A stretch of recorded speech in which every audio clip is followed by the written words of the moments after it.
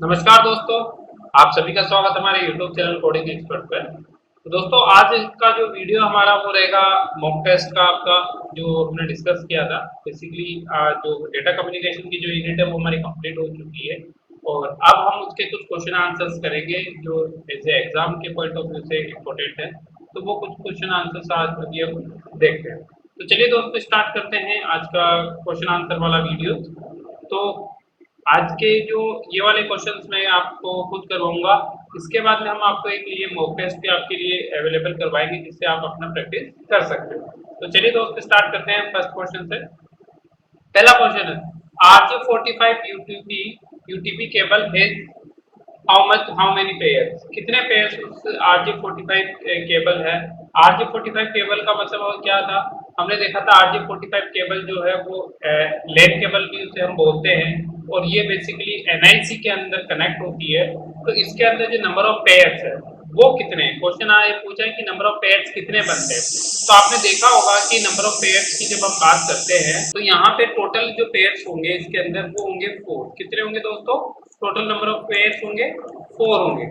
तो इसका आप रेड ब्लू ये कलर जो आप देखते हैं कि लेड केबल में 4 पेयर्स होते हैं डिफरेंट डिफरेंट कलर्स के। तो ये जो नंबर ऑफ पेयर्स होंगे इसके अंदर कितने होंगे दोस्तों, 4। कितने होंगे 4। तो इसका करेक्ट आंसर होगा बी कि RJ45 केबल के अंदर जो नंबर ऑफ पेयर्स होते हैं दैट इज 4। मूव करते हैं नेक्स्ट क्वेश्चन की तरफ। Identify the class of following IPv4 addresses 229.1.2.3। अब देखिए IPv4 हमने पढ़ा 32 बिट्स का IP इंटरनेट प्रोटोकॉल एड्रेस होता है। उसके अंदर ये कौन सी क्लास है, 229 किस क्लास में आता है। दोस्तों देखिए हमने जब IP क्लासेस की वीडियो पढ़े थे तब उन क्लासेस की रेंज हमने डिफाइन की थी, ठीक है। तो क्लासेस हमने डिस्कस किया था ABCD, आपके ABCDE क्लासेस होती है, उसके अकॉर्डिंग हम उसकी रेंज डिसाइड की जाती थी। एक क्लास के लिए हमने जो रेंज डिसाइड की थी, मतलब जो रेंज होती है एक क्लास की वो होती है 1 से लेके 126 तक। फिर बी क्लास की जो रेंज होती है वो होती है आपकी 127 से लेके 191 तक। देन सी क्लास की आपकी रेंज चलती है आपकी 191 से 191 से चलती है वो क्लास की रेंज। तो सी क्लास की रेंज जो चलती है वो 192 से लेके चलती है 223 तक। कहाँ तक चलती है, 223 तक। एंड देन डी क्लास की रेंज आपकी स्टार्ट होती है 224 से लेके 239 तक। एंड डी के बाद में ई क्लास की जो फाइनल रेंज होती है वो 240 से 255 तक रहती है। तो इस अकॉर्डिंग हम देखते हैं, मैंने पहले भी आपको डिस्कस किया था कि यदि जब आप भी किसी भी क्लास को डिफाइन करेंगे तो उसका फर्स्ट ऑक्टेट देखेंगे, उसका क्या देखेंगे, फर्स्ट ऑक्टेट देखेंगे। और फर्स्ट ऑक्टेट आपने जब देखा तो फर्स्ट ऑक्टेट में क्या वैल्यू आ रही है, यहाँ पे फर्स्ट ऑक्टेट में यहाँ पे वैल्यू आ रही है आपकी 229। क्या वैल्यू आ रही है, 229। और अकॉर्डिंग टू 229 यहाँ पे कौन सा ऑक्टेट होना चाहिए, क्योंकि हमने अभी डिस्कस किया कि 229 के अंदर जो आपका ऑक्टेट आएगा वह होगा, जो वैल्यू आ रही है 229 की वो कौन सी क्लास में होगी, क्योंकि एक क्लास के लिए 127 होती है लास्ट वैल्यू, बी क्लास के लिए आपकी होती है 191 लास्ट वैल्यू, सी क्लास के लिए होती है आपकी 1223 और डी क्लास के लिए होती है 239। डी क्लास के लिए कौन सी होती है, 239। तो आपकी ये जो वैल्यू है 224 से लेके 239 के बीच में आ रही है, क्योंकि 229 किसके बीच में आ रहा है, 224 और 239 के बीच में। इसका मतलब इसकी जो कौन सी क्लास होगी, इसकी जो क्लास होगी वो होगी आपकी डी क्लास। कौन सी क्लास होगी दोस्तों, डी क्लास। तो राइट आंसर क्या होगा इसका, डी। डी ऑप्शन इसका राइट आंसर होगा, डी क्लास के लिए ये IPv4 एड्रेस है 229 वाला। बढ़ते हैं आगे नेक्स्ट क्वेश्चन के लिए। नेक्स्ट क्वेश्चन है what is the address given to a computer connect to a network port. एक कौन सा एड्रेस उसे बोला जाता है जो किसी कनेक्टेड नेटवर्क के अंदर कंप्यूटर को दिया जाता है, जो उस नेटवर्क के अंदर कनेक्टेड जो कंप्यूटर होता है उसको दिया जाता है, तो उसको एड्रेस को क्या कहते हैं। ऑप्शन है हमारे पास system address, process ID, IP address और SYS आईडी। तो देखिए दोस्तों अभी तक जो हमने पढ़ा उसके अकॉर्डिंग जो किसी भी नेटवर्क के अंदर जो कंप्यूटर कनेक्टेड है उसको जो एड्रेस दिया जाता है वो दो तरीके एड्रेस होते हैं। एक हमने पढ़ा था मैक एड्रेस और एक पढ़ा था आईपी एड्रेस। तो यहाँ से यदि इस ऑप्शंस में हम देखें तो हमारे पास एक ही आंसर मिलता है, दैट इज आईपी एड्रेस। क्योंकि किसी भी सिस्टम को जो एड्रेस दिया जाता है वो उसका आईपी एड्रेस होता है। सिस्टम एड्रेसेस कुछ नहीं होता है, और आपका प्रोसेस आईडी जो होती है वो पर्टिकुलर कोई भी सिस्टम के लिए एक्सेस, कोई सा प्रोसेस एक्सेस हो रहा है उसकी आईडी होगी। तो यहाँ पे हमें कोई भी जो सिस्टम नेटवर्क के अंदर कनेक्टेड है उसका जो एड्रेस होगा वो क्या कहलाएगा, उसका आईपी एड्रेस कहलाएगा। तो राइट आंसर इसमें क्या होगा, आईपी एड्रेस। राइट आंसर क्या होगा, आईपी एड्रेस। तो किसी भी सिस्टम को या कंप्यूटर जो कनेक्टेड है किसी नेटवर्क के अंदर, उसको जो एड्रेस मिलता है वो कहलाता है आपका आईपी एड्रेस। क्या कहलाता है दोस्तों, आईपी एड्रेस। नेक्स्ट क्वेश्चन है, the simultaneous transmission of data to a number of station is known as.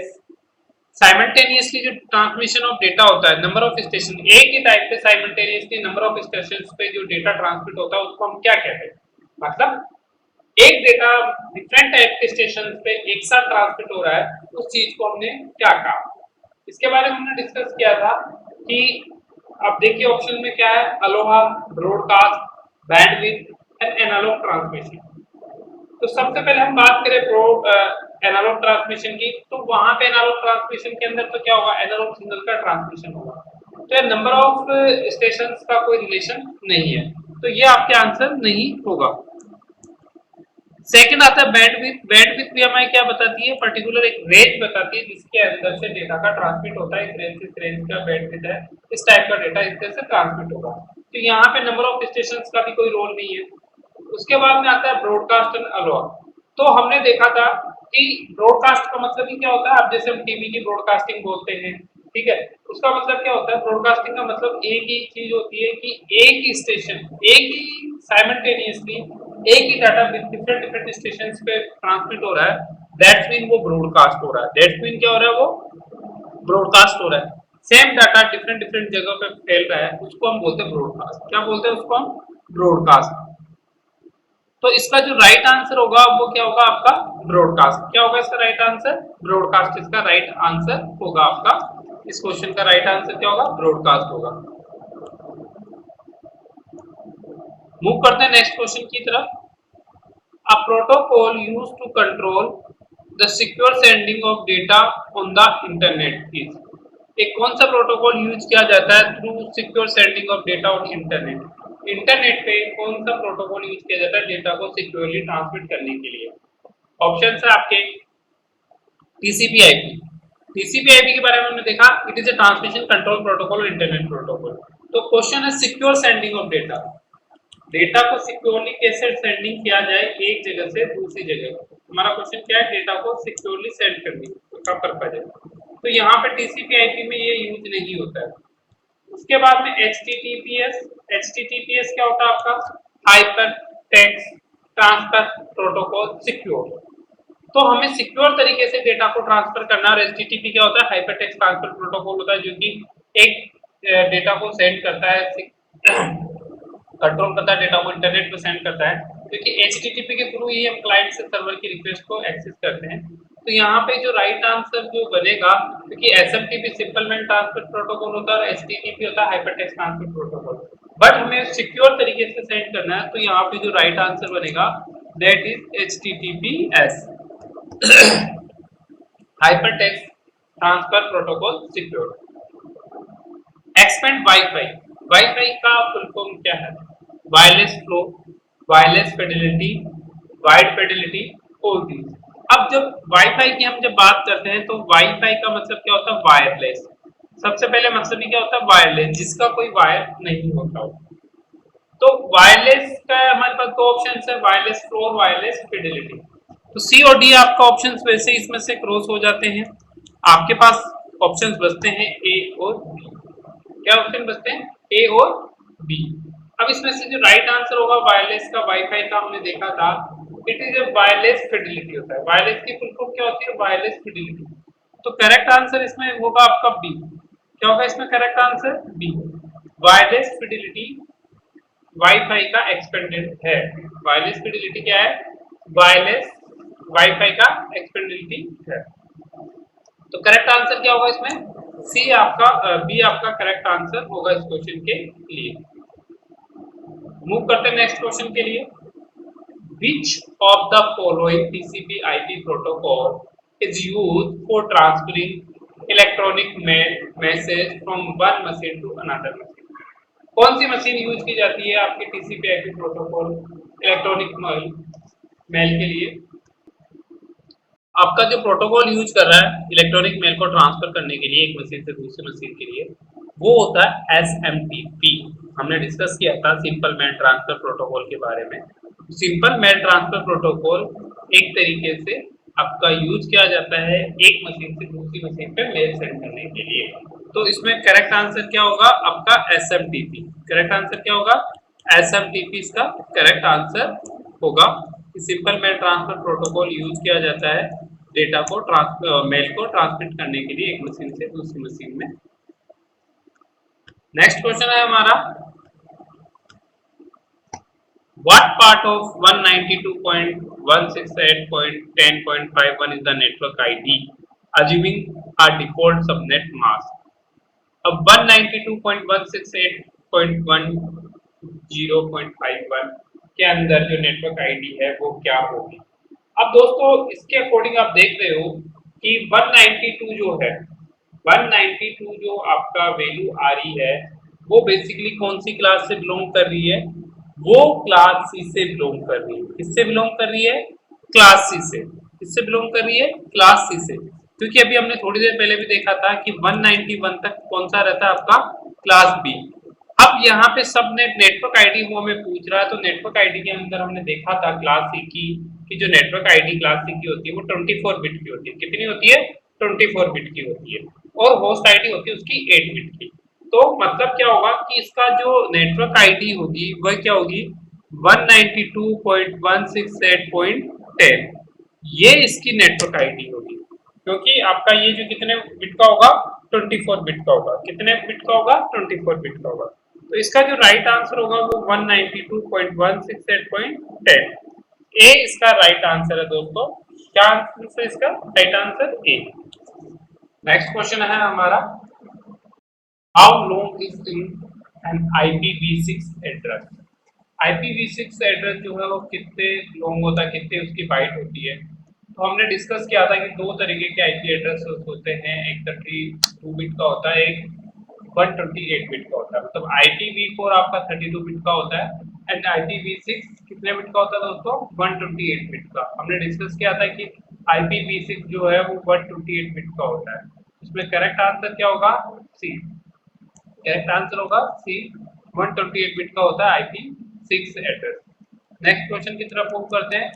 Which protocol does DHCP use A transport layer?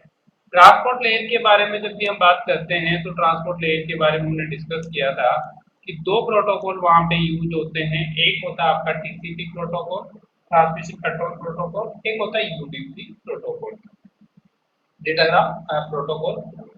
तो आपका इसमें DHCP के बारे में पूछ रहा है कि जो DHCP किस प्रोटोकॉल के अंदर यूज होता है? ट्रांसपोर्ट लेयर के अंदर।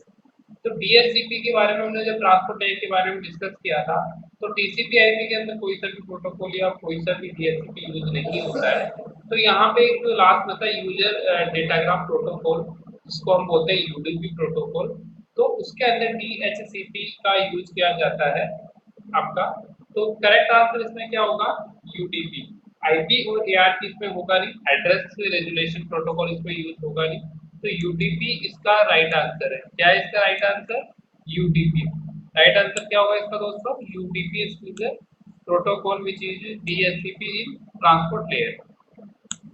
नेक्स्ट क्वेश्चन है, नेटवर्क कंजेक्शन अकर। नेटवर्क कंजेक्शन किसके कारण आता है? नेटवर्क में कंजेक्शन क्यों होता है? मतलब यदि नेटवर्क काम कर रहा है कोई भी, किस वजह से उसमें कंजेक्शन आते हैं, मतलब ब्रेकआउट आता है, वो कौन सा reason? When a system terminate. जब कोई सिस्टम टर्मिनेट हो गया तो नेटवर्क वैसे ही टर्मिनेट हो जाएगा, तो ये इसका आंसर नहीं है। When conjunction between two nodes terminate. जब कनेक्शन यदि टू नोड्स के बीच में कनेक्शन टर्मिनेट हो जाता है तो भी कंजक्शन नहीं हो पाता है। In case of traffic overloading, yes ये हो सकता है आपका, क्योंकि ट्रैफिक की जब ओवरलोडिंग होती है, ट्रैफिक का ओवरलोडिंग होता है तो उस केस में नेटवर्क में कंजेक्शन आ जाता है। जैसे आप देखते हो जब आप कोई भी रिजल्ट आपका अनाउंस होता है तो आप उस समय जब अपना रिजल्ट देखते हो तो उस समय क्या होता है, ओवरलोडिंग होता है ट्रैफिक, एक साथ बहुत सारे लोग रिजल्ट देखते हैं, तो उस समय नेटवर्क के अंदर कंजेक्शन तो आ जाते हैं। नेटवर्क आपको सही रिजल्ट नहीं दे पाता है कोई भी इशू की वजह से, तो वो क्या होता है, वो ट्रैफिक ओवरलोडिंग की वजह से होता है। तो इसमें राइट आंसर क्या होगा दोस्तों, सी। इसमें राइट आंसर क्या होगा आपका, सी इसका राइट आंसर होगा। मूव करते हैं नेक्स्ट क्वेश्चन की तरफ। What do you mean by ISP? ISP के बारे में मैंने कई बार आपको बताया है, आईएसपी क्या होता है। ISP is stand for internet service provider company. जो आपको इंटरनेट सर्विस प्रोवाइड दे रही है वो क्या कहलाती है, आपकी आईएसपी कहलाती है। वो क्या कहलाती है, आईएसपी। तो इसमें करेक्ट आंसर क्या होगा, internet service provider. Internet service provider जो कंपनी होती है वो होती है आपकी आईएसपी। तो बी इसका राइट आंसर है, इंटरनेट सर्विस प्रोवाइडर। क्या राइट आंसर होगा, इंटरनेट सर्विस प्रोवाइडर इसका राइट आंसर होगा। 13 question, the internet addresses that does not change every day is called. Internet address जो कि हमेशा चेंज नहीं होता है वो क्या कहलाता है आपका, dynamic IP address, static IP address, unique IP address और नन ऑफ दीज। तो इसमें देखिए दोस्तों, जो इसका जो राइट आंसर होगा, क्योंकि जो एड्रेस चेंज नहीं होता है वो होता है आपका स्टैटिक। क्या होता है, स्टैटिक। जो एवरीडे चेंज नहीं हो रहा है उस एड्रेस को हम स्टैटिक एड्रेस बोलते हैं। तो यहाँ पे जो करेक्ट आंसर होगा वो होगा स्टैटिक आईपी एड्रेस। क्या होगा, स्टैटिक आईपी एड्रेस। तो बी इसका राइट आंसर होगा आपका। नेक्स्ट क्वेश्चन है, the size of IP address generally use in internet is. Internet के अंदर जो साइज ऑफ आईपी एड्रेस की जो यूज की जाती है वो कौन सी है। जनरली हम इंटरनेट में जो यूज करते हैं वो 32 बिट यूज करते हैं। IPv4 हम जनरली यूज करते हैं। तो IPv4 के अंदर, IPv4 जो हम जनरली यूज कर रहे हैं उस IPv4 के अंदर जो बिट यूज की जा रही है, जो आई एड्रेस आप यूज कर रहे हो उसकी जो साइज कितनी होती है, वो होती है 32 बिट। कौन सी होती है, 32 बिट। नेक्स्ट क्वेश्चन है, following is not a network protocol. इसमें से कौन सा एक नेटवर्क प्रोटोकॉल नहीं है। देखिए, HTTP, HTTP के बारे में बात करें, हाइपर टेक्स्ट ट्रांसफर प्रोटोकॉल होता है। SMTP, simple man transfer protocol होता है। TCP/IP, transmission control protocol internet protocol होता है। Z39.50, ये कोई सा एक प्रोटोकॉल नहीं होता है किसी भी नेटवर्क के अंदर। तो इसका जो राइट आंसर होगा वो क्या होगा, Z39.50 इसका राइट आंसर होगा कि ये प्रोटोकॉल नहीं होता है किसी भी नेटवर्क के अंदर। किसी भी नेटवर्क के अंदर क्या होता है, ये वाला प्रोटोकॉल यूज नहीं किया जाता है। नेक्स्ट क्वेश्चन की तरफ मूव करते हैं। सेकंड दोस्तों, Bluetooth technology is permanently used in which type of network? Bluetooth technique कौन सी में यूज की जाती है? Bluetooth टेक्निक का हमें पता है कि ये इसकी टेक्निक है जो शॉर्ट डिस्टेंस के लिए यूज की जाती है। किसके लिए यूज की जाती है, शॉर्ट डिस्टेंस के लिए। तो शॉर्ट डिस्टेंस के लिए जो टेक्निक, जो टाइप ऑफ नेटवर्क है वो हमारा सबसे छोटा नेटवर्क की हम बात करें तो वो होता है पैन। लेन से भी छोटा जो नेटवर्क होता है पर्सनल एरिया नेटवर्क जिसे हम बोलते हैं पैन। तो Bluetooth is example of pan types of network, क्योंकि ब्लूटूथ एक शॉर्ट डिस्टेंस पे वर्क करता है।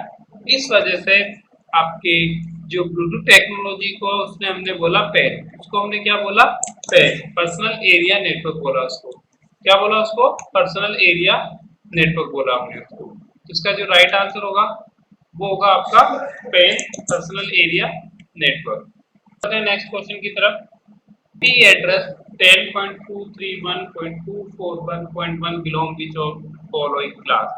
अब देखिए, जब क्लास की हम बात करते हैं तो हम क्या देखते हैं, उस आईपी एड्रेस का फर्स्ट ऑक्टेट देखते हैं। और फर्स्ट ऑक्टेट की वैल्यू क्या है यहाँ पे, 10।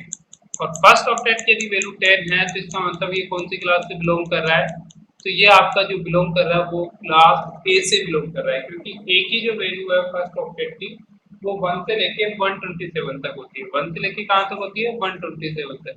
तो यहाँ पे जो राइट आंसर आएगा वो आएगा आपका क्लास ए। कौन सा होगा, क्लास ए के लिए होगा, क्योंकि 10 की वैल्यू जो वो क्लास ए में आती है आपकी। इन computer FTP stand for, FTP हमने डिस्कस किया था। एफटीपी क्या है? एक प्रोटोकॉल है जिसका पूरा नाम है फाइल ट्रांसफर प्रोटोकॉल। इसका पूरा क्या नाम है? File transfer protocol. तो यहाँ पे देखिए ऑप्शन कौन सा आता है? एफटीपी मतलब file transfer protocol, finding tele path, finish tele program and file transfer process. तो इसमें जो राइट आंसर होगा वो होगा आपका फाइल ट्रांसफर प्रोटोकॉल। क्या होगा? फाइल ट्रांसफर प्रोटोकॉल इसमें राइट आंसर होगा आपका। करते हैं नेक्स्ट क्वेश्चन की तरफ। An application layer protocol by internet layer protocol TCP IP refer model. इसमें से कौन सा जो एप्लीकेशन लेयर प्रोटोकॉल है और जबकि वाइल इंटरनेट लेयर प्रोटोकॉल इन टीसीपी/आईपी रेफर मॉडल।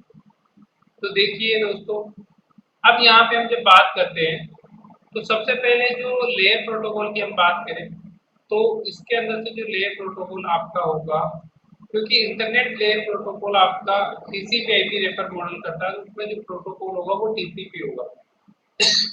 इंटरनेट लेयर में दो ही प्रोटोकॉल होते हैं आपके, टीसीपी और यूटीपी। तो यहाँ पे जो आप देख रहे हो आप कि सिंपल सा टीसीपी सेकंड किस में दिया हुआ है? इसके अंदर डी ऑप्शन में टीसीपी दिया हुआ है सेकंड।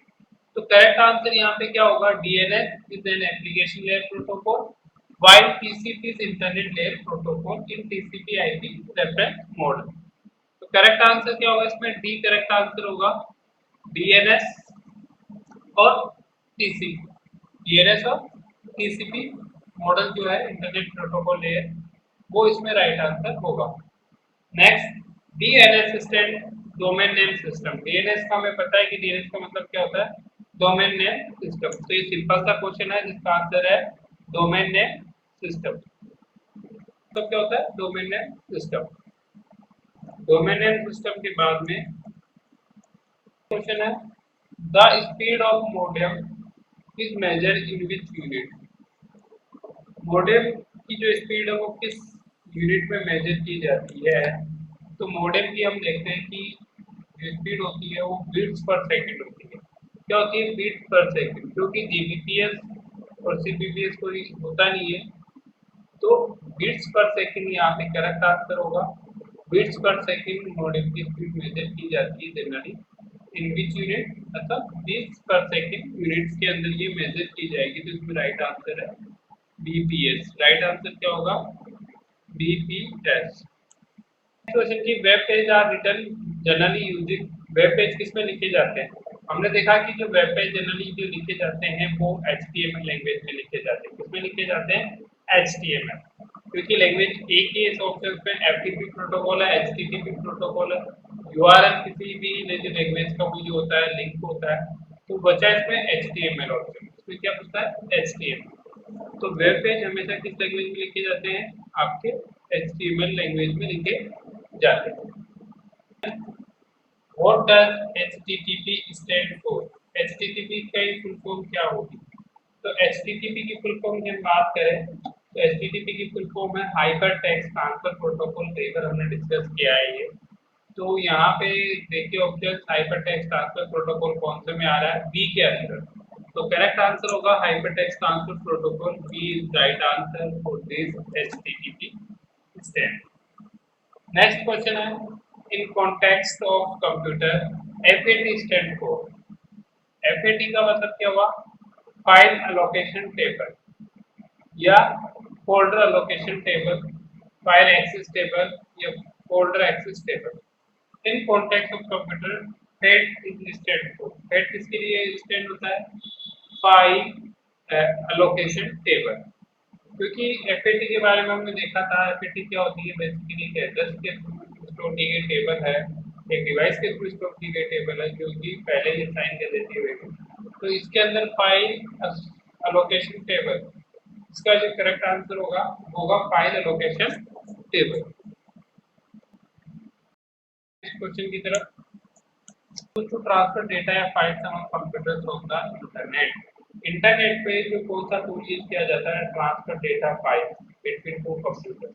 अब यदि ट्रांसफर डेटा फाइल की हम बात कर रहे हैं, फाइल ट्रांसफर की जब हम बात करते हैं तो एक ही प्रोटोकॉल का नाम यूज किया जाता है, that is file transfer protocol. कौन बोलते हैं? FTP protocol. क्या बोलते हैं उसको? FTP protocol. तो यहाँ पे जो राइट आंसर होगा वो क्या होगा आपका एफटीपी प्रोटोकॉल। तो इसके अंदर राइट आंसर होगा आपका। मूव करते हैं प्लेटफॉर्म। मॉडेम किससे मिलकर बना हुआ है? मॉडेम के बारे में हमने डिस्कस किया था कि मॉडेम एक ऐसी डिवाइस है जो मॉड्यूलेशन और डीमॉड्यूलेशन का वर्क करती है। किसका वर्क करती है? मॉड्यूलेशन और डीमॉड्यूलेशन दोनों तरीके का वर्क जो करती है वो होती है आपकी मॉडेम। वो कौन सी होती है आपकी दोस्तों? Modem device. इसका जो राइट आंसर क्या होगा? Modulation and demodulation. B is the right answer for this question. Mode for communication. अब कम्युनिकेशन के मोड कितने होते हैं हमने डिस्कस किया था। तीन तरह के मोड होते हैं आपके, सिंप्लेक्स, डुप्लेक्स, हाफ डुप्लेक्स। मतलब सिंप्लेक्स बोल सकते हो, फुल डुप्लेक्स बोल सकते हो, हाफ डुप्लेक्स बोल सकते हो। तो यहाँ पे कितने नोड्स ऑफ कम्युनिकेशन यूज किया है? All the. कौन से आएंगे? All the. Mode of communication are simplex भी हो सकता है, डुप्लेक्स भी हो सकता है, हाफ डुप्लेक्स भी हो सकता है। इसको कोई वजह से आंसर दिया all the. Internet usage. Internet किसका यूज करता है? Circuit switching, telex switching, telephone switching और पैकेट स्विचिंग। दो यही थे इंटरनेट यूजेज पे, दो ही नाम आपको याद आते होंगे, सर्किट स्विचिंग और पैकेट स्विचिंग। अब इंटरनेट पे जो भी डेटा जा रहा है वो किस फॉर्म में जा रहा है? पैकेट के फॉर्म में। किस फॉर्म में जा रहा है? पैकेट के फॉर्म में। तो यहाँ पे इंटरनेट यूजेज जो आएगा वो आएगा पैकेट स्विचिंग। कौन सी टेक्निक यूज करता है? पैकेट स्विचिंग टेक्निक यूज करता है।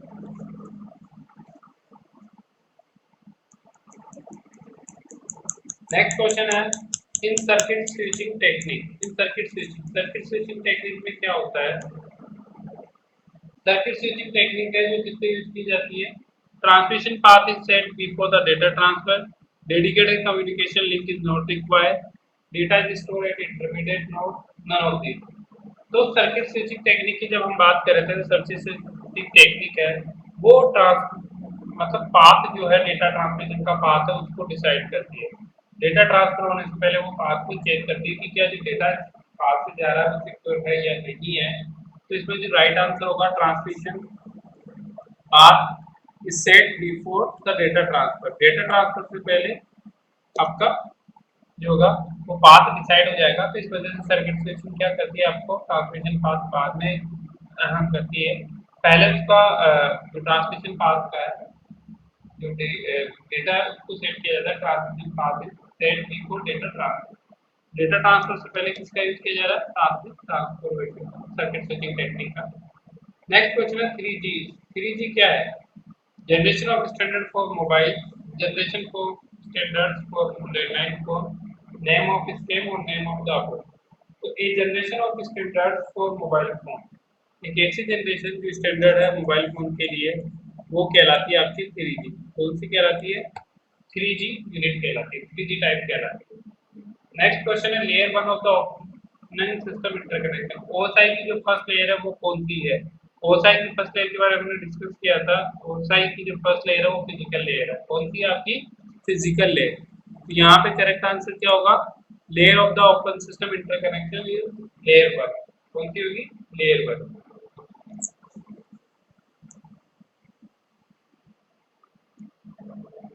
नेक्स्ट क्वेश्चन की तरफ मूव करते हैं। An organization that provides service for accessing, using, or participating in the internet is called internet hub, internet consumption, internet service provider और telecommunication। तो देखिए ऑर्गेनाइजेशन डेट प्रोवाइड सर्विस, कौन सा ऐसा ऑर्गेनाइजेशन जो आपको सर्विस प्रोवाइड करता है डेटा को एक्सेस करने के लिए या आपका पर्टिकुलर इंटरनेट के लिए? तो वो होता है इंटरनेट सर्विस प्रोवाइडर। कौन सा होता है आपका? Internet service provider. Internet service provider आपको फैसिलिटी देता है डेटा को एक्सेस करने की और पार्टिसिपेट करने की। नेक्स्ट क्वेश्चन है is use in the physical layer of OSI model. OSI model के की फिजिकल लेयर में कौन सी चीज यूज की जाती है? एचटीटीपी प्रोटोकॉल, क्योंकि प्रोटोकॉल कोई से भी आपके कोई भी नेटवर्क डिवाइस में यूज नहीं हो रही है। तो यहाँ पे जो क्वेश्चन है कि फिजिकल लेयर के अंदर ओएसआई मॉडल के अंदर कौन सी में से कौन सा यूज किया जाता है? तो फिजिकल लेयर बेसिकली किसके लिए होती है? कनेक्शन एस्टेब्लिश करने के लिए। किसके लिए होती है? कनेक्शन एस्टेब्लिश करने के लिए। तो यहाँ पे जो कनेक्शन एस्टेब्लिश करने के लिए ओसाई मॉडल का जो फिजिकल लेयर है वो डिपेंड करता है कोक्सिकल केबल पे। किस पे डिपेंड करता है? कोक्सिकल केबल पे, क्योंकि फिजिकल लेयर के अंदर ही डेटा को कनेक्ट किया जाता है सिस्टम को। तो उसके लिए हमें रिक्वायर होती है इसकी कोक्सिकल केबल की। तो यहाँ पे physical layer of OSI model is coaxial cable. इसका राइट आंसर क्या होगा? कोक्सिकल केबल इसका राइट आंसर होगा। नेक्स्ट क्वेश्चन है the process to process delivery the process to process the entire message is responsibility of the network layer, transport layer, application layer, physical layer. Process to process delivery की बात यहाँ पे हो रही है।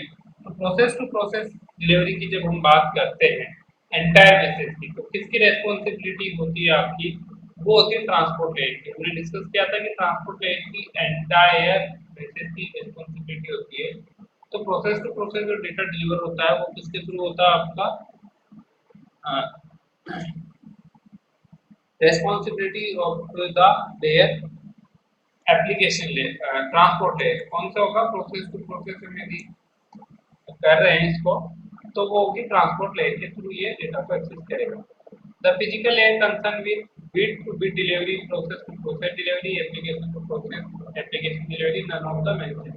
तो फिजिकल लेयर कंसर्न करती है बिट टू बिट डिलीवरी, किसमें कंसर्न करती है?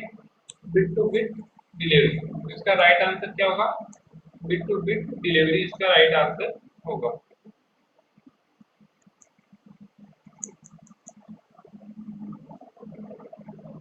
लास्ट क्वेश्चन हमारे पास बचा हुआ है इस यूनिट का।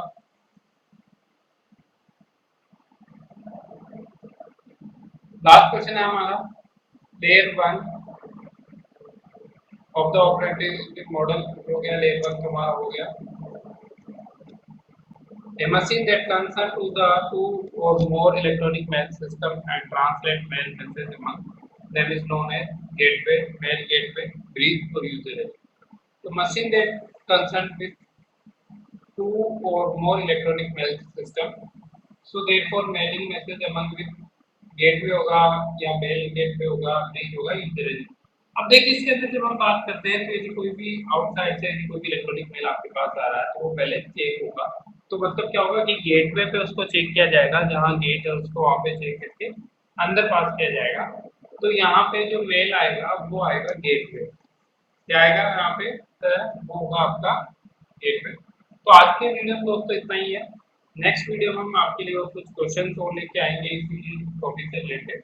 तो आज के लिए इतना ही, बट आपसे मैं रिक्वेस्ट करूंगा यदि भी अभी तक आपने हमारे चैनल को सब्सक्राइब नहीं किया है तो प्लीज सब्सक्राइब कर लीजिए, साथ ही साथ बेल आइकन पे क्लिक करके रखिए और हमें लाइक कीजिए, शेयर कीजिए हमारे वीडियोस को और कमेंट कीजिए। जो भी आपका इस वीडियो को हम जल्दी से जल्दी रिजॉल्व करने का कोशिश करेंगे।